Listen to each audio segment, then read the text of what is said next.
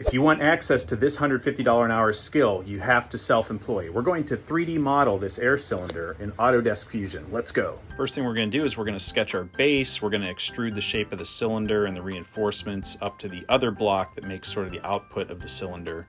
And this whole time I'm measuring these features with my Mitutoyo calipers at my desk. The goal here is to get all of these important little features and all the detail into this 3D model.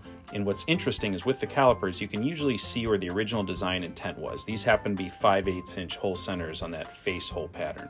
Some people would say, well, oh, you could get a 3D scanner and just scan this. Well, I don't like the idea that you're going to scan something that's not the source of truth, because you're going to pick up all of the errors and weirdness in that resulting thing that you're going to use as a second source of truth. So you don't want to do that.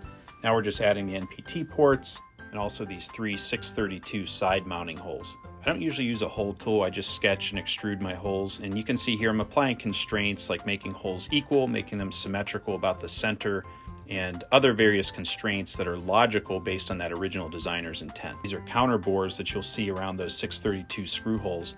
And again, I'm thinking, like, how would I actually manufacture this? If I had to machine this in my shop, which I very well might if I ever wanted to make my own version of it, how would I do it? Just sketching and extruding the hole here for that bottom 8th NPT port. Okay, that looks pretty good because we're just going for outer dimensions. We're not trying to do the inside of the design. That was the component for the cylinder body. Now I'm following an old Pro-E workflow where I make separate components and I put them into an assembly in a new file. Now we're just going to do the detail for this actuator rod, and there's different ways to do this. I'm just going to extrude sort of concentrically or on axis from the end. You could also revolve this around the axis. It just depends what you're doing. This time I decided to go coaxial. This actuator happens to have a nice little 1/4-20 thread on the end, and I'm just going to use the thread tool inside of Autodesk Fusion, and I'm going to check the box so that it's a modeled thread so we can actually see it.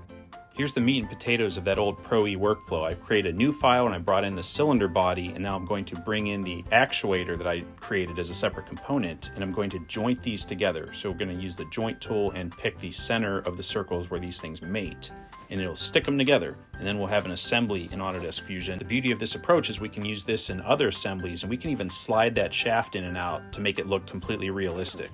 Okay, a couple things before the CAD people get as angry as the microcontroller people did about this $150 an hour talk. I do not get $150 an hour. My business earns $150 an hour. And what you want to do is you want to reinvest that money into better machinery, better software, things that will allow you to have more capabilities when the business cycle takes a dive. That way you can weather the storm and you don't have to be running uphill your entire career. Most common question is where to find customers. Start with patent attorneys and industrial design firms. Thanks so much for watching. Adios.